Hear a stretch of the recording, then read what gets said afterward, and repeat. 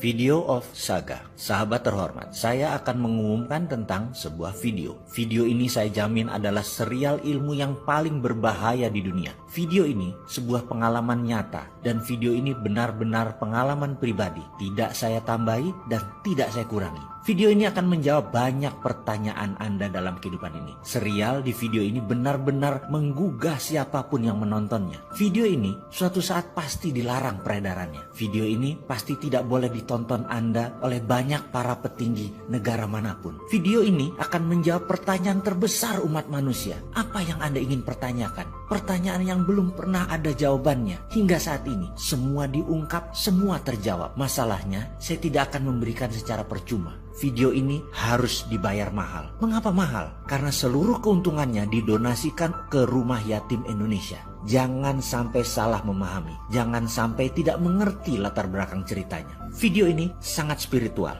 Video ini tentang kemakmuran yang spiritual dan universal. Serial dalam video ini akan merubah keyakinan banyak umat manusia.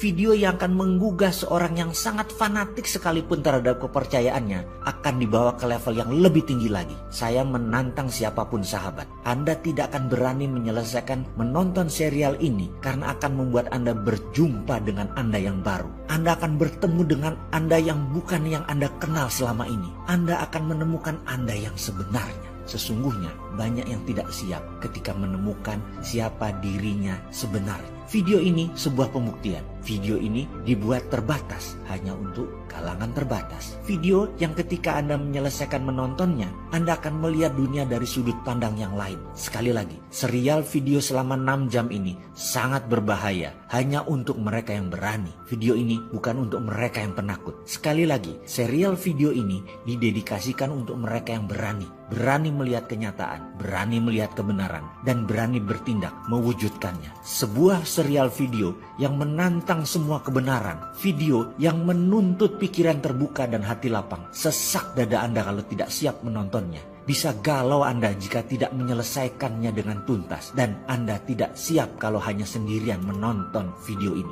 Video ini sangat menggugah siapapun yang menontonnya. Sekali lagi, video ini hanya untuk mereka yang berani. Seberapa berani Anda? Video yang akan menguji iman Anda, menguji kebenaran Anda tertinggi. Dan kini juga hadir untuk Anda dalam bentuk video narasi. Ada 38 video sadar kaya advance menggunakan teknik subliminal pemrograman yang dibuat dengan sangat teliti dan sangat detail. Plus bonus 50 video geostrategi. Untuk Anda sahabat semua, selamat menyaksikan. Ketika libranya Mark Zuckerberg ditolak oleh nation interest atau negara yang menjalankan nasionalisme, inilah awal globalis cabal panas hatinya. Negara seperti Amerika di bawah Trump, Rusia di bawah Putin, Tiongkok di bawah Xi Jinping. Mereka menjalankan negara mereka dengan nasionalisme yang kuat. Nation interest negara mereka di atas segalanya. Tindakan globalis cabal yang anti-yuan, anti-dolar, anti-rubel menjadi ancaman nasionalisme negara masing-masing. Bahkan ketika Elon Musk akan menggunakan Bitcoin sebagai currency di Tesla, nation interest atau strategi patriotisme yang dibawa Trump yang dipakai Biden sekarang, Elon Musk ditekan. Hal ini membuat Elon Musk dipaksa menjual stok token Bitcoinnya. Tetapi bener deh, yang nyebelin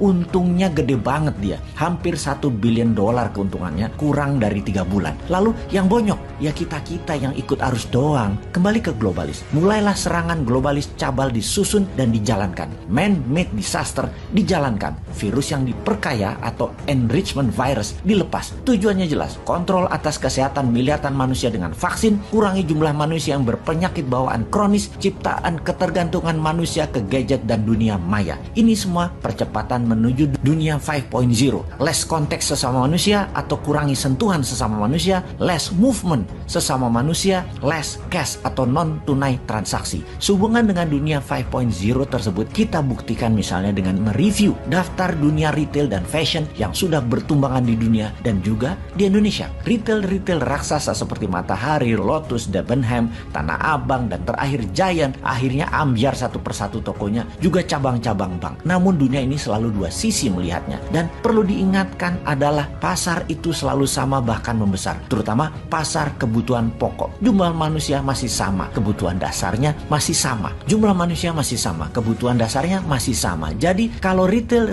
raksasa bertumbangan, maka pasarnya pivot atau bergeser. Bergeser kemana? Bergeser ke online. Dan yang punya online adalah globalis. Jadi wajar yang besar bertumbangan. Terjadi pergeseran dari kasta Brahmana yang selama ini mereka berkuasa mungkin sekitar 50 tahunan terakhir. Sekarang angin berbalik. Pemain-pemain kecil berbasis online adalah senjata globalis memakai pasukan lebah yang penuh agresivitas menyerang retail besar. Terlihat menguntungkan kaum sudra yang kasta terbawah. Namun mereka kaum sudra ini akan bergantung pada online selamanya. Inilah yang dimaui globalis cabal. Kita ulangi sekali lagi. Tujuan globalis cabal jelas. Kontrol atas kesehatan miliaran manusia dengan vaksin. Terbitkan terus virus dengan mutasi bertahap. Kurangi jumlah manusia yang berpenyakit bawaan kronis. Ciptakan ketergantungan manusia ke gadget dan dunia maya. Disinilah sesungguhnya nasionalisme sebuah pemerintahan ditantang. Inilah perang dunia yang ketiga yang telah terjadi. Bukan perang fisik militer tetapi perang biologi. Lamanya sama seperti perang dunia pertama dan perang dunia kedua. Tidak lebih 5 tahun namun semuanya menjadikan game changing. Merubah perjalanan dunia dan kehidupan umat manusia. Diperkirakan efek langsung COVID akan berimbas sampai tahun 2023. Setelah itu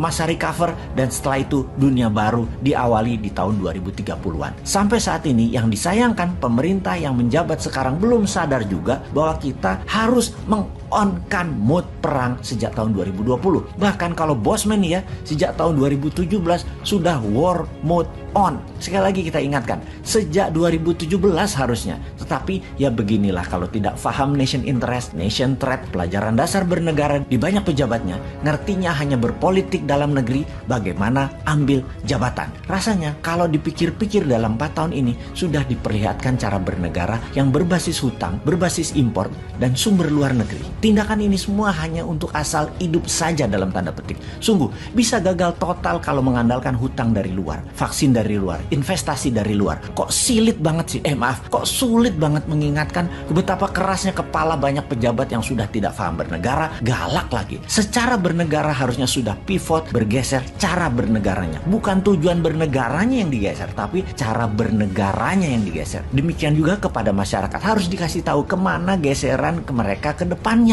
Ini pemerintah harus care, harus mengayomi. Di Republik Sontoloyo, di negara kita punya 2 senjata melawan globalis sejak tahun 2018. Kita punya perusahaan urun dana Santara dan gold payout system di Naran. Yang satu melawan cashless-nya sistem globalis, yang satu melawan elitis kapitalis. Sayangnya Republik Sontoloyo penduduknya atau membernya masih sedikit, namun terus diperjuangkan. Di Naran baru 250 ribuan dan Santara baru 280 ribuan. Lihat di akhir tahun 2021 ini, 2 juta warga Republik Sontoloyo akan menjadi pejuang patriotis nasionalis yang akan membuat NKRI negara superpower.